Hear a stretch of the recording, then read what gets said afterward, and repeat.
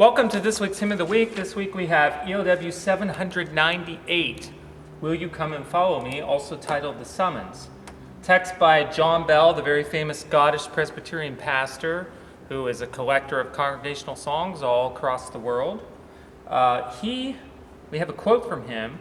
He says he's fairly confident that this text was written for the sending out of one of our youth volunteers.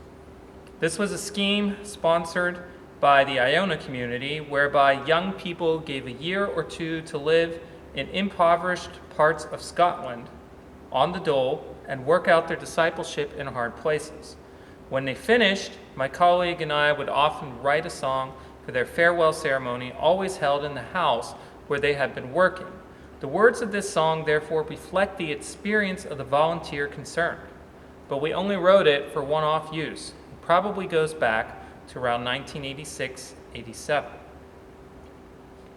So it's interesting that primarily written for one person, but yet again, just like last week we've had on the Hymn of the Week, someone made an extra step, and now the entire church is singing it. So what a great gift that is.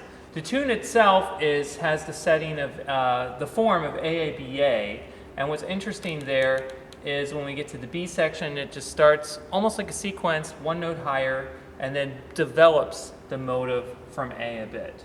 The other thing is transferring the song to the organ is quite a delight. It shows how the organ can handle this genre very easily, even though it could be perceived as a folk hymn just as much as without the organ. So it's great to be able to adapt the organ to it. It does a great job with it.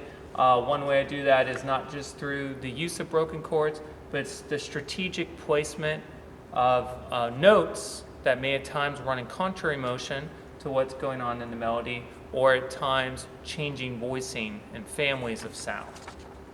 The tune is named for Kelvingrove, and that's a place in Glasgow, Scotland, best known for the museum with that name, but also it was linked with a text by Thomas Lyle, "Let us haste to Kelvingrove." So hence why the tune name is Kelvingrove. So here is Will You Come and Follow Me. Will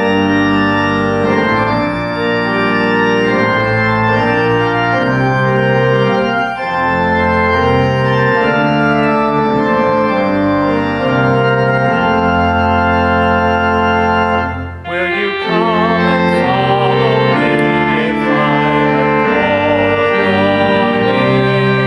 where you don't know and